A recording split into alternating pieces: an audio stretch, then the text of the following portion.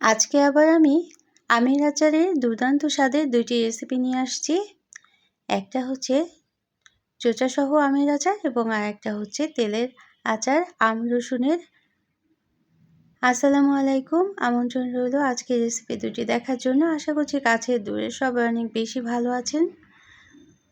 তো আজকে যেহেতু তেলের আচার তৈরি করবো, এই জন্য কিন্তু মশলা করে নিতে হবে। আর এখানে আমি 5 ফোড়ন নিয়ে নিয়েছি 2 টেবিল চামচ পরিমাণ, আধা চা চামচ আস্ত জিরে এবং আধা চা চামচ আস্ত মৌরি দিয়ে, যেহেতু 5 ফোড়নের মধ্যে মৌরি কিন্তু দেয়াই থাকে, জিরেও দেয়া থাকে, কিন্তু আলাদাভাবে যদি মৌরি দেয়া যায় তাহলে এর স্বাদ অনেকটাই বেড়ে যায় আচারে। তো কিছুটা সময় শুকনো কড়াইতে নেড়েচেড়ে ভেজে নিতে হবে, তেল ছাড়া ভেজে নিতে হবে, এবং যখন অনেকটা ধোঁয়া উঠবে এবং ঘ্রাণ ছড়িয়ে পড়বে ঠিক তখনই কিন্তু এই মশলাটা ভাজা হয়ে যাবে এবং নামিয়ে নিতে হবে। আর নামিয়ে ঠান্ডা করে নিতে হবে। আমি আজকে মিক্সার জারে করেই গুঁড়ো করে নিচ্ছি, চাইলে কিন্তু পাটায় বেটেও গুঁড়ো করে নেওয়া যেতে পারে। তো এখন আচারটা তৈরি করার জন্য প্যানে তেল দিয়ে দিলাম, যেহেতু তেলের আচার এর জন্য। তো আমি আম কাটা কিন্তু আজকে আর দেখাইনি। একটা আমকে 6 টুকরো করে লম্বাটে ধরনের করে নিয়ে স্কিনের দিকটা এভাবে করে চিড়ে দিতে হবে। একটা ছুরির সাহায্যে কিংবা বটির সাহায্যেই কাজটা করে নেওয়া যেতে পারে, চেষ্টা করলেই কিন্তু পারা যাবে। এই জন্য কিন্তু আমি আর দেখিয়ে দেইনি। পরিমাণ মতো লবণ দিয়ে দিলাম। আর আমটা আমি কেটে নেওয়ার পর ধুয়ে নেওয়ার পর ভিজিয়ে রেখেছিলাম প্রায় 1 ঘন্টার মতো। আর ভিজিয়ে নেওয়ার পর পানি ঝরিয়ে একদিন রোদে শুকিয়ে নিয়েছিলাম। যে কোনো তেলের আচার রোদে শুকিয়ে নিলে সেটা অনেক দিন পর্যন্ত ভালো থাকে। 1 টেবিল চামচ পরিমাণ আদা রসুনের পেস্ট দিয়ে দিলাম। এখন যেহেতু আদা রসুনের পেস্ট দিয়েছি, তেলের মধ্যে নেড়েচেড়ে ভেজে নিতে হবে প্রথমে। তারপর অন্যান্য মশলা দিয়ে দেব। এখানে আধা চা চামচ হলুদের গুঁড়ো এবং 1 চা চামচ শুকনো মরিচের গুঁড়ো দিয়ে দেব। সামান্য পরিমাণ ধনে গুঁড়ো দিয়ে দিয়েছিলাম। এখন আবারও মশলাটা আমসহ ভেজে নিতে হবে তেলের মধ্যে। তেলের পরিমাণটা কিন্তু বাড়িয়েও দেওয়া যেতে পারে, তবে সবার শেষে যদি তেল দেওয়া হয় তাহলে সেই তেলের স্বাদটা খুব ভালো থাকে। আর এই চোচাসহ আমের আচার খেতে এতটাই টেস্টি হয়, কয়েকদিন রেখে দেওয়ার পর চোচাগুলো কিন্তু টক হয়ে যায়, অনেক বেশি মশলাযুক্ত হয়ে যায় এবং খুবই সুস্বাদু হয়। এভাবে করে একদিন করে দেখতেই পারেন।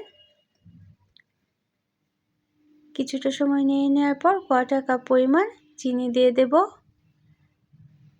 অনেকে আছে পানি ব্যবহার করে কিন্তু আমি পানি ব্যবহার করা ঠিক না, কারণ সেই পানিটা আবার শুকিয়ে নিতে হয়। আমি যদি পানি থেকে যায় তাহলে সেই আচারটা কিন্তু ভালো থাকে না।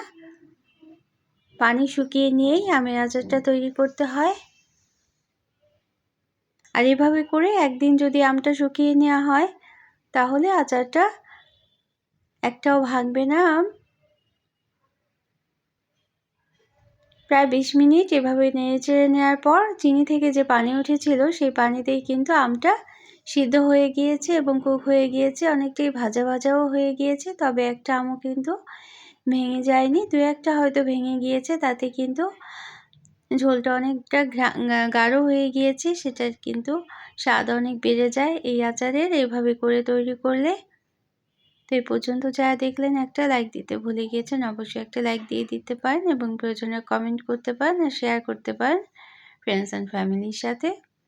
তো আমরা যেই মশলাটা রেডি করে রেখেছিলাম সেখান থেকে 1 টেবিল চামচ মশলা নিয়ে আমি দিয়ে দেব একেবারে শেষ পর্যায়ে। মশলাটা দিয়ে আবারও আমের সাথে মিশিয়ে নিতে হবে এবং 1 টেবিল চামচ সিরকা বা ভিনেগার দিয়ে দেব। তারপর 5 থেকে 7 মিনিট নেড়ে নেওয়ার পর নামিয়ে নেব এই আচারটা। তারপর ঠান্ডা করে নেব এবং ঠান্ডা করে নেওয়ার পর একটা এয়ারটাইট বয়মে করে সংরক্ষণ করতে পারেন অনেক দিন পর্যন্ত। মাঝে মাঝে যদি রোদে দেন, তাহলে বয়ম সহ যদি রোদে দেওয়া হয় মাঝে মাঝে, তাহলে আচারটা ফ্রিজ ছাড়া নর্মালি তাপমাত্রায় থাকবে, অনেক দিন পর্যন্ত ভালো থাকবে। নষ্ট হবে না, যেহেতু আমরা সিরকা ব্যবহার করেছি এই জন্য। তবে ফ্রিজ ছাড়া বাইরে যদি রাখেন তাহলে অবশ্যই সংরক্ষণ করার সময় আরও কোয়ার্টার কাপ পরিমাণ সরষের তেল গরম করে তারপরে ঠান্ডা করে নেওয়ার পর সেটা কিন্তু বয়মে দিতে হবে। তো এখন আমি এভাবে ঠান্ডা হওয়ার জন্য রেখে দেব এবং তারপর বয়মে করে রেখে দেব। তো আমার আজকের এই আচারের রেসিপিটা কেমন লাগলো সবাই কিন্তু অবশ্যই জানাবেন। কমেন্টে যারা করছেন তাদের জন্য রইল অনেক শুভকামনা, অনেক সুন্দর সুন্দর কমেন্ট করছেন তাদের জন্য রইল অনেক অনেক ভালোবাসা। দ্বিতীয় আচারের রেসিপিটি অনেকটা এই ধরনের, তবে আমি স্কিন ছাড়া এই আচারটা তৈরি করব এবং আম আর রসুন দিয়ে টক মিষ্টি স্বাদের এই আচারটা তৈরি করে নেব। প্রথমে আমি ফোড়ন দিয়ে দিলাম সর্ষে দিয়ে, তারপর দুটো শুকনো মরিচ এবং তেজপাতা দিয়ে দেব এবং রসুন দিয়ে দেব। যেহেতু আম রসুনের আচার, এটা কিন্তু অনেক স্বাস্থ্যকর খেতে। চিনির পরিমাণটা আমি কম দিয়েছি।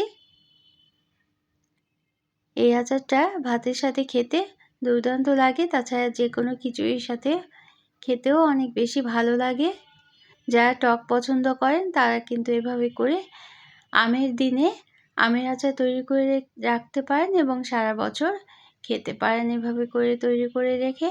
তো রসুনে যেহেতু পানি থাকে এজন্য রসুনটা কিছুটা সময় তেলের মধ্যে নেড়ে ভেজে নিতে হবে। অবশ্যই কিন্তু এই কাজটা করে নিতে হবে।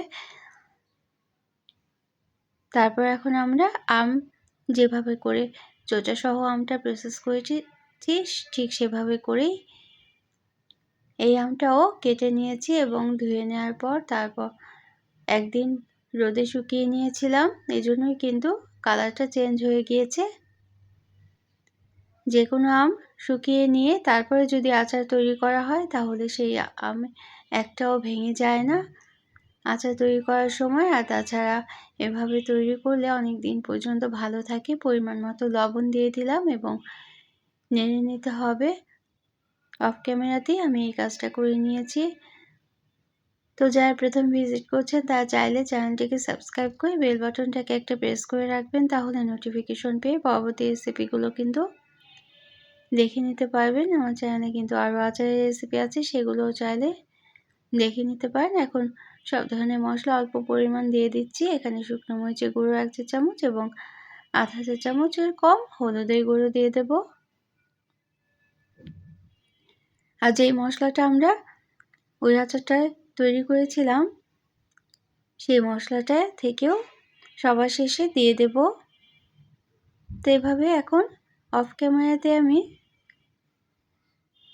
নেড়ে নেব এবং প্রায় 20 মিনিট সময় নিয়ে নেড়ে নিতে হবে। নিচে যেন লেগে না যায় সেটা কিন্তু খেয়াল করতে হবে এবং কোনো পানি দেওয়া যাবে না, যেহেতু তেলের পরিমাণটা কিন্তু এ পর্যায়ে আমি কম দিয়েছি, এজন্য নিচে লেগে যেতে পারে। আর এজন্যই আলতো করে অল্প অল্প করে নেড়ে দিতে হবে। 5 মিনিট সময় রেখে রেখে তারপর নেড়ে নিলেই হবে। তাতে কি হবে, আমটা ভালোভাবে কুক হয়ে যাবে, রান্না হয়ে যাবে, আমটা কাঁচা থাকবে না। তো 2 টেবিল চামচ পরিমাণ চিনি দিয়ে দেব। চিনির পরিমাণটা কিন্তু বাড়িয়েও দিতে পারেন। যারা মিষ্টি পছন্দ করেন তারা বেশি মিষ্টি দেবেন, আর যারা কম মিষ্টি পছন্দ করেন তারা ঠিক এভাবে করে চিনির পরিমাণ কমিয়ে করে নিতে পারেন। এখন চিনি যে পানিটা উঠবে সেই পানিটা কিন্তু অবশ্যই শুকিয়ে নিতে হবে। 2-1টা আম ভেঙে যাবে, তাতেই এই আচারের যে ঝোলটা সেটা কিন্তু গাঢ় হয়ে যায় আর সেটাই খেতে অনেক বেশি ভালো লাগে খিচুড়ির সাথে। তো আমি প্রায় 15 থেকে 20 মিনিট নেড়ে নিয়েছিলাম। নেড়ে নেওয়ার পর অনেকটা আম কমে আসছে। এর বেশি রান্না করতে গেলে সবগুলো আম কিন্তু ভেঙে যাবে। আমাদের সবগুলো আমই কিন্তু খুব ভালোভাবে কুক হয়ে গিয়েছে। তো এখন নামিয়ে নেব এবং নামিয়ে ঠান্ডা করে নেব। আর ওই মশলাটা সেখান থেকে 1 চা চামচ মশলা দিয়ে দেব। এখন আমের সাথে এই মশলাটা আবার খুব ভালোভাবে মিশিয়ে নিতে হবে। সবার শেষে যদি মশলাটা দেওয়া হয় তাহলে কিন্তু মশলার ঘ্রাণটা খুব ভালোভাবে থেকে যায়। তো এভাবে মশলার সাথে অবশ্যই মিশিয়ে নিতে হবে আমগুলোকে। আলতো আলতো করে যদি কাজটা করে নেওয়া হয় তাহলেই কিন্তু আমগুলো আর ভেঙে যাবে না।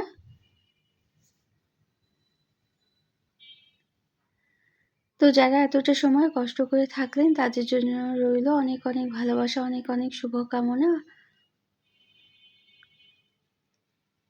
আর যারা এভাবে করে আচার তৈরি করতে পছন্দ করেন তারাও কিন্তু কমেন্ট করে জানাতে পারেন। নামিয়ে নিলাম এবং নামিয়ে ঠান্ডা হয়ে যাওয়ার পর এয়ারটাইট বয়মে করে সংরক্ষণ করতে পারবেন অনেক দিন পর্যন্ত। তবে সংরক্ষণ করতে হলে অবশ্যই তেলের পরিমাণটা আর একটু বাড়িয়ে দিতে হবে। তো সবার জন্য অনেক অনেক ভালোবাসার শুভকামনা। Thanks for watching. আল্লাহ হাফেজ।